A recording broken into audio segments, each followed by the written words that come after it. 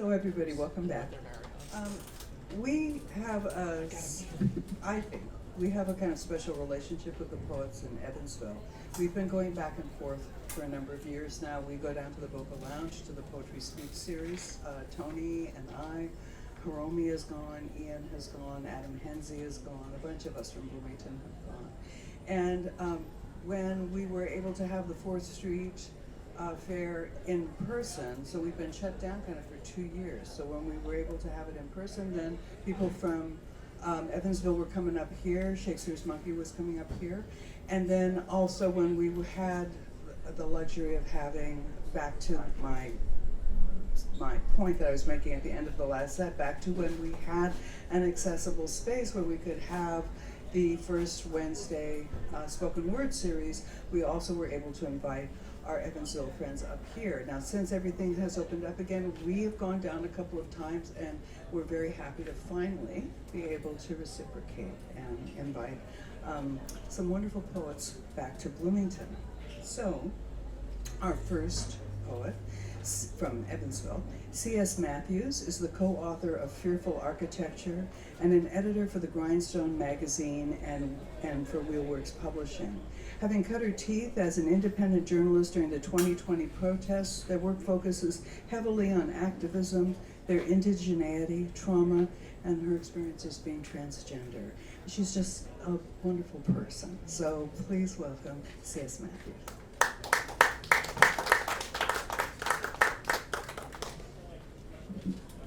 Hello, hello. Yeah, they're a little bit taller. Oh, thank you. In preparation for today, I went through and tried to find as many of my family-friendly poems as possible. I'm used to reading in bars, so these are a little hodgepodge and don't really have a set theme. Yeah. The first poem that I'm going to read today is actually one that I wrote for a good friend of ours that passed away, Bill Sovereign.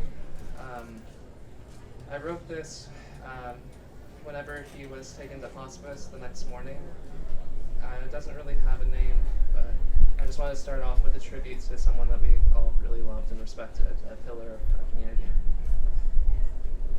You're dying as lightning is striking trees, torn in two by wind, ripping rafters from frame. A beat poet's life and rhapsody, a thunder beats clapping, and time with a heart monitor tapping, and the wind picks up as your ventilator stops. And on sky electric as your current misfires. There's a storm brewing in all of us, around us, and your power flickers as our homes go dark. I stepped outside to feel the rain, ground myself to lightning strikes, and could only think it beautiful that the storm would honor you so.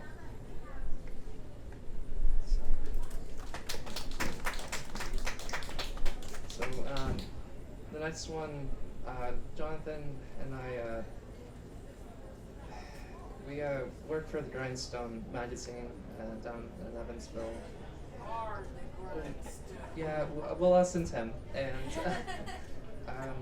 our next issue we're taking submissions for now is about fight or flight. And this is a poem I wrote about intrusive thoughts while I was walking down the street.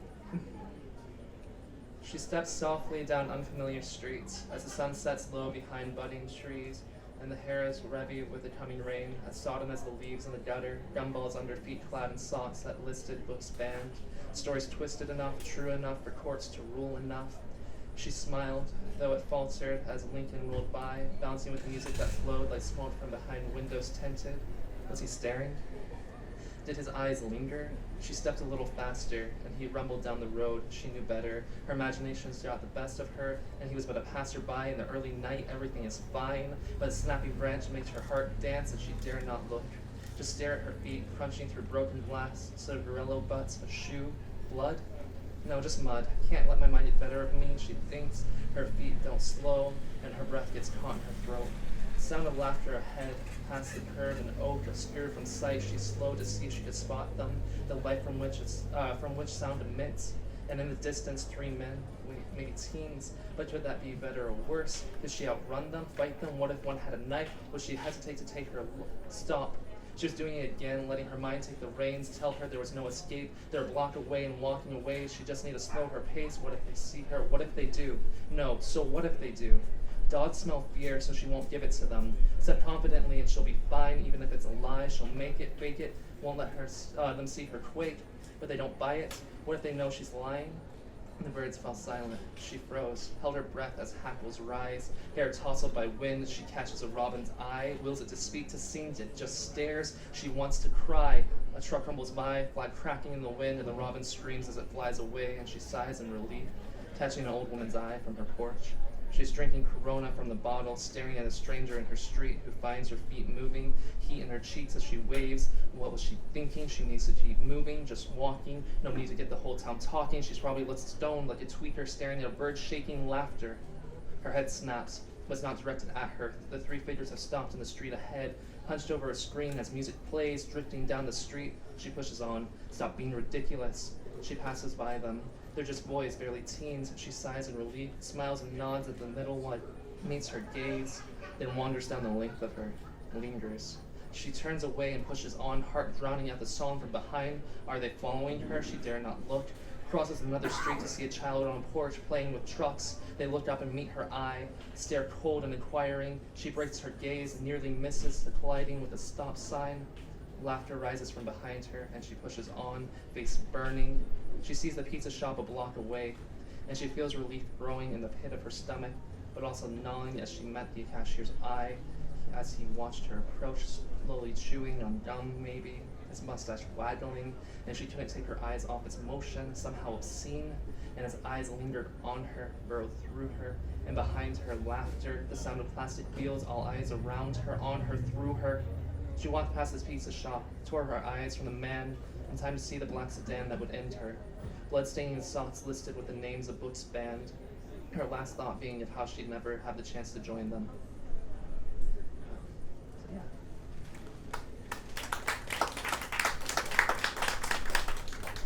And this next one doesn't have a title yet. I was doing a little back and forth thing with another poet. And yeah. I was walking the woods one evening when birdsong stopped. In the eerie hereafter, my heart stuttered, and my mind's wandering to predatory possibilities. Mountain lions in the bushes, bears in the bramble, but there was no sound but the wind. Came through the branches on soft soles, rustling dried leaves to fall as a rusty rain around me, brushed past me as fingers along my spine, raising hackles. I'm not alone. In this place, in this moment, surrounded by the sound of leaves rustling, crunching footsteps. No, it can't be. But I see past this damned rusty rain and these damn rusty leaves and this damn rusty wind. They're hitting me from all sides and I can't see, can't breathe. Through the debris, my eyes sting, and only my nose bleeds till all I see is rust smell, rust taste. And it stops. Every leaf dropping to the ground at once until I see a 5-foot ring around me and I remember it's spring.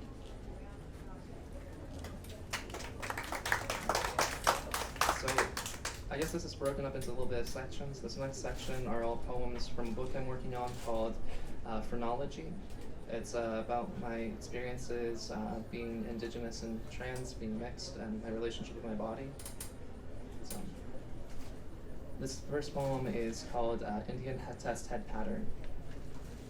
The first time I wore my regalia in public, it was at a protest we organized, Indigenous Day of Rage, against colonialism and capitalism. We marched under a flag I designed, fist with feather, red and black, narco-indigenous rage. The next time we didn't march, just lit 7,370 candles, one for each body found to that point. The first time I screamed and sang the AIM song, lighting a fire on the river walk, and nearly collapsed in the heat when it was over. The second time I silently wept, trying to keep the candles lit. I came out that first time, embraced my ancestors and myself as queer. The second time, I was considering detransition out of exhaustion from too many sexual assaults and advances. I began painting when the bodies were found, did ceremony, held vigils, but I often dream of my own body, haircut, tongue split, raped and half buried in a field.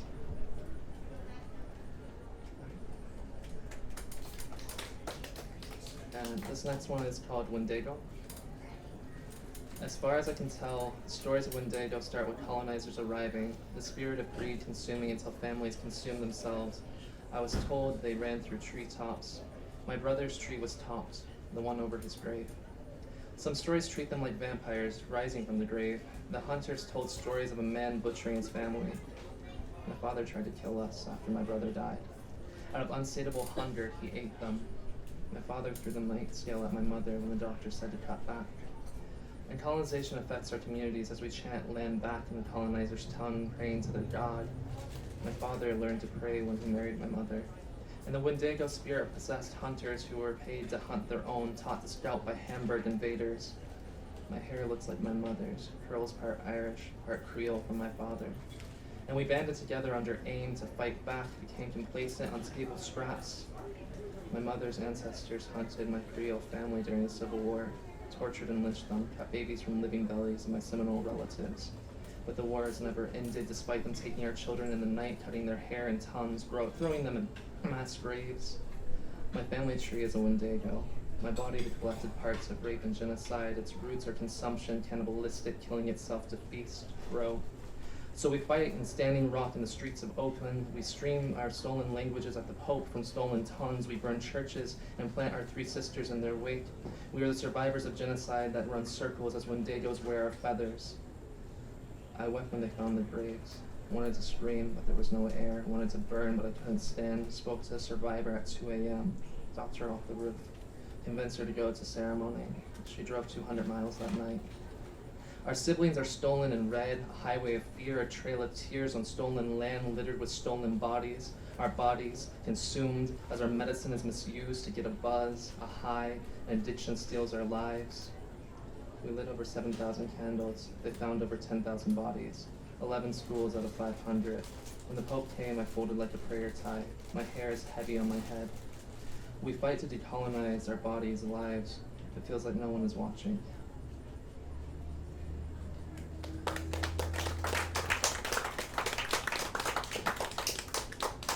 This next one's called Molars. In dreams, I bite down hard enough for my teeth to shatter, and I swallow the fragments, the other sharp edges, cutting my esophagus. In reality, my molars slowly chip away, cut my tongue, fragile from the steroids they gave me as a child to help me breathe. They didn't consider my teeth, neither did he, on breaking my incisor. I often find myself considering every molecule, every aspect of my body, how it relates. I once read that we physically hold our trauma. I feel it in my hips, the way my knees lock when I'm touched, every sigh of exasperation, every unspoken word. A body is holistic if not whole. The fractures tell a story, even if I can only catch my breath long enough to speak it. This next one is kind of related to that last one. I lost my breath in a car wreck and he stole it with closed vents, carbon monoxide poisoning the mind, after my brother hung himself to get off, after my father choked him to move on, after my father stopped breathing, only after my mother stopped hearing, only after I asked for help, before my asthma went away, replaced by a hand on my throat and noose on my neck, and I learned the pleasure of suffocating, trying to end it. Maybe my father needed dopamine after my brother died. Maybe my brother needed the rush after my father choked him. Maybe my body learned to love a lack of oxygen. Oxytocin was used to induce me. My father pulled me into the world by my black right arm. No blood flow, nerve damage, I can't feel a thing. Am I used to a lack of circulation? When I was 5, my father wrote a suicide note. Refused to take me to my mother, said he would take me with him. This was after my brother died, after he clawed the vents to end us all, before he died, before I was held by my throat above a balcony, before I hung myself, learned how not to breathe, but after my brother died, after oxygen.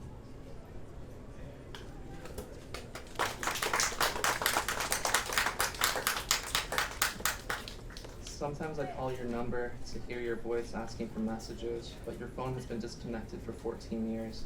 I doubt I'd recognize the sound of you. I don't know how I'd respond to hearing it. There's a recording haunting my shelf of us when I was 5, and I'm terrified to play it. Hear you speak, see your face move. I think you're just a picture now, but I still call just to hear the tile tones drum.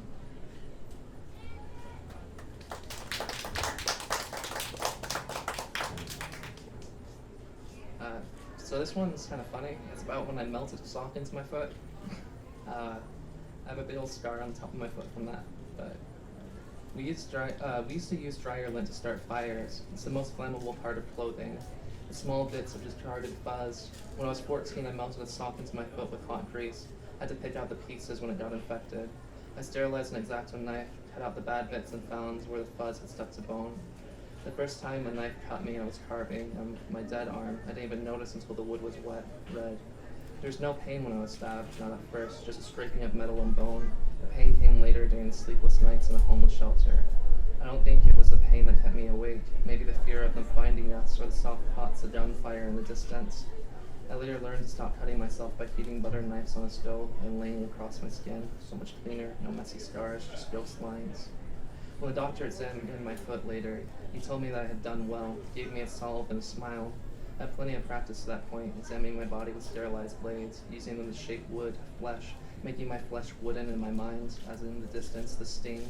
There's a divot in my foot where I rendered my flesh, but I barely noticed it. It made me miss the saw.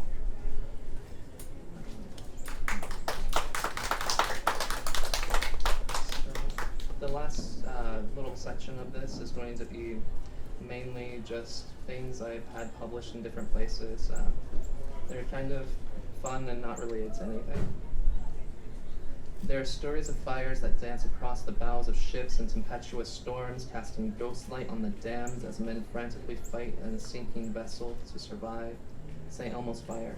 It's also the name of a psalm that plays in victory. Though many ships failed, crews died beneath those ghost lights. Am I alive?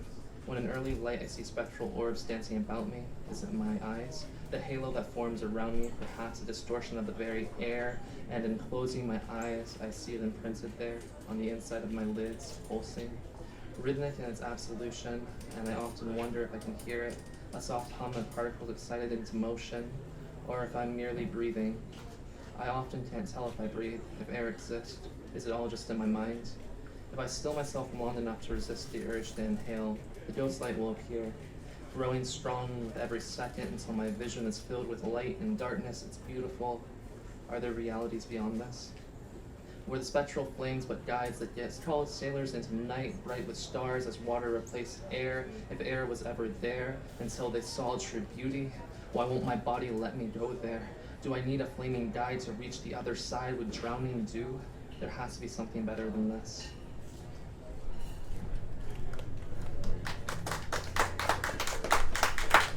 I actually wrote this one 2 days ago, and it's brand new. It's based on a true story too. We saw a fox in a tree outside my fire escape, and you tell me how when you were young you'd heard screams in the woods that sounded intentional, mechanical. It sounded twice, and you froze, wanted to run to help, but froze. It stuck with you through the years, that you thought it was an injured woman, that maybe she had died, but it seemed off, reminded you of fox cries. My skin prickled when I asked you if you knew why foxes scream. You said no. I explained how it was adapted to lure domesticated animals, how the sounds of wounded draws them into prey.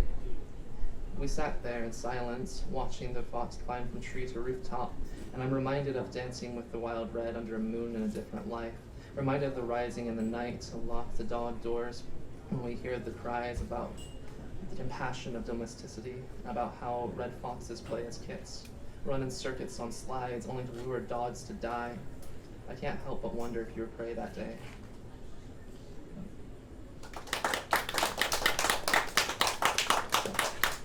For a happy one. I kind of like when your earrings press into my face as I kiss your neck. Not for the momentary pain, the scratches and indentations, but for the peals of laughter as we hold each other and kiss, as you remove them. I hope you don't mind my glasses.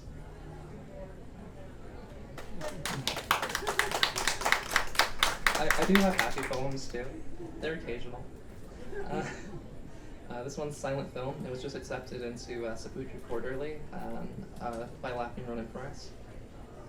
I rolled a coin between my fingers into your lips, parted in the greeting of lovers, distant plateaus of a silent film where my family dies and cowboys ride and speak of these truths, but your mouth is full of change and your words never do. So I step out into the cold of October to find her waiting in pools of quicksilver and light fire with fall and scream for the end of me, the end of you, the way we break the silent bruise. Yet you mount me like a silent film, and all I hear are the coins as they spill.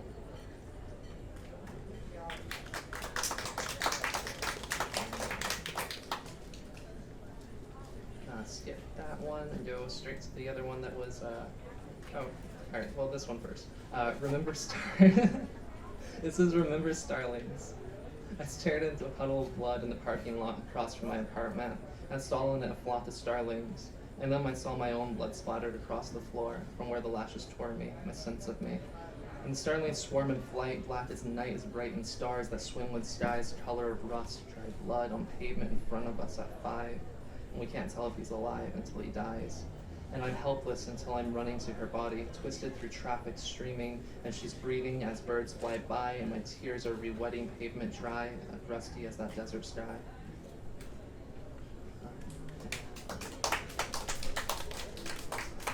This other one was accepted by Sabuku as well. It's called Becoming Johnny Cash.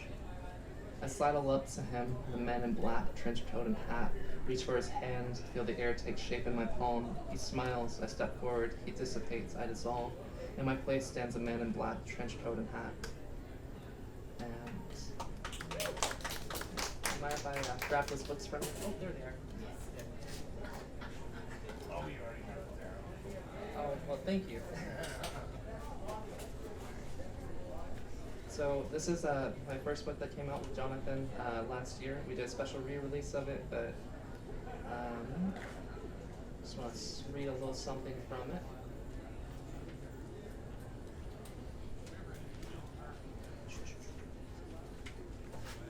I step in the empty spaces, or empty places, the spaces between where things used to be, empty, barren, like the halls of our home, the walls of my womb. A chill flows beneath, a river runs beneath, floors moving, undulating, breathing, but no life grows there, only mold. It sits on the beams between, holding space in empty place, stretching, straining under the weight of absence, abandon. And the floors are screaming under the weight of air, moist, breathing, with every shudder of the floors, water building, swelling, and our bodies rise from the tomb where we left them, set them, a chance for requiem, desiccation less than. Their skin roils with unreleased. The pressure is building with every body buried, hidden, forbidden, names etched on the sawdust pilings, falling from pylons. They're black now, necrotic, hues of green and blue. They're falling, holding, condemning our bodies to tomb.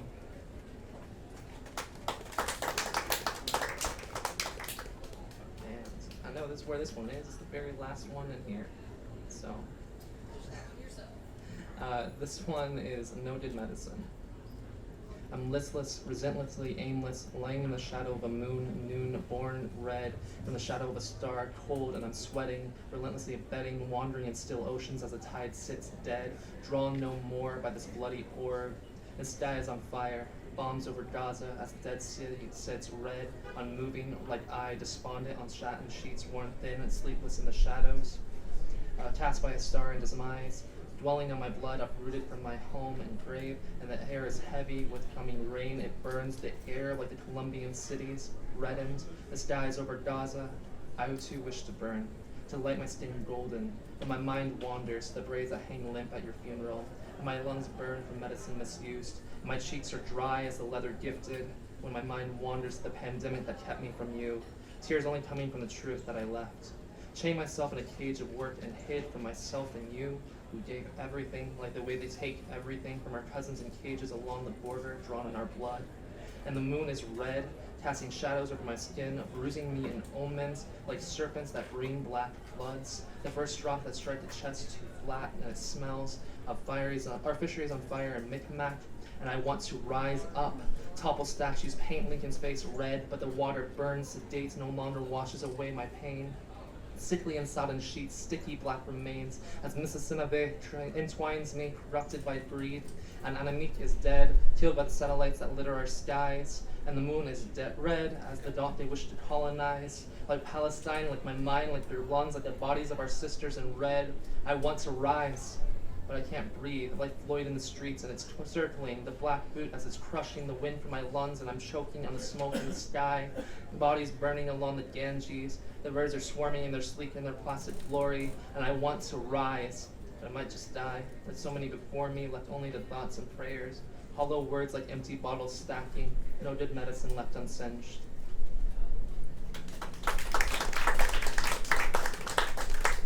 So I'll do one more, and it's actually one I just wrote, and the two people I wrote it for are in the audience.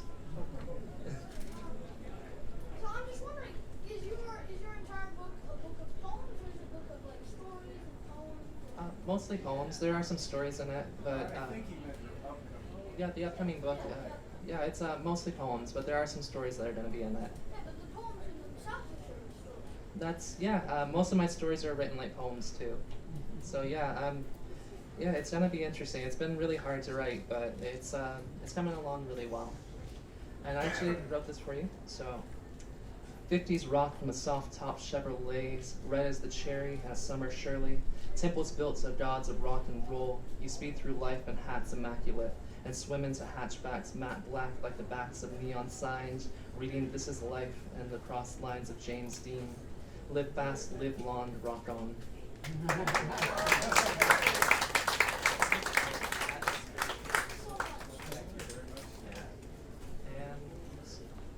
It looks like I have like 3 minutes left, so I'm just gonna close it with one piece, and yeah, just one more. One more cigarette, right? All right, and this one is called "Paint the Sky in Watercolor."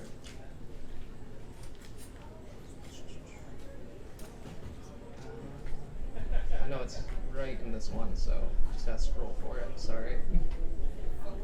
I know, I blew it. Alright, so this was about the time I saw a person who had been shot, and also the time I got stabbed, and the time I got whipped, all kind of mixed together in a PTSD flashback, because, like, why not? You're holding me as the sky erupts around us, and I'm back there mopping the floor, homeless. He's stumbling in the doorway, a hole in his side, bleeding on the linoleum. It's almost like watercolor. As the sky is awash in color, bombs erupting, and he's bleeding, and it looks like watercolor, and I might be an artist. And I feel the knife in my back doesn't hurt, just scrapes bone, and I'm bleeding on the pavement, and it looks like oil, and you're holding me, and the sky is erupting, and I'm shaking. Bombs above us, and he's bleeding, and it looks like watercolor on wet linoleum, and I might be an artist. But I don't like watercolor. It scares me because he's bleeding, and I see my own blood on the pavement bright and red, and he's bleeding. I've been whipped, I've been stabbed, he's been shot, and I hear it. The guns on the border are blazing, and the sky is awash in light, and it's bright, and you're holding me. I don't know where I am as we're walking, but now we're home, and he's bleeding, and the sky is erupting. There are fires everywhere, and it's shining down on us like stars falling. And his blood is falling, and it looks like watercolor, and I might be an artist. And I feel the knife in my back as it scrapes bone, and I hear it, guns on the border, and I know it's red and bright, and it's bleeding, and it's oil, and it's bleeding, and it's oil, and it's watercolor, and the sky is awash in watercolor, and they're falling upon us, drops of stardust. And I feel the knife in my back, and it's loud, and it's bleeding, and the guns are on the border, and he's bleeding, and I'm bleeding, and we're bleeding. I don't know where I am, but you're holding me, and I'm shaking, and you're holding me, and he's bleeding, and I'm bleeding, and the border is a rupture of fire lights, and it looks like watercolor. I might be an artist. Thank you all so much.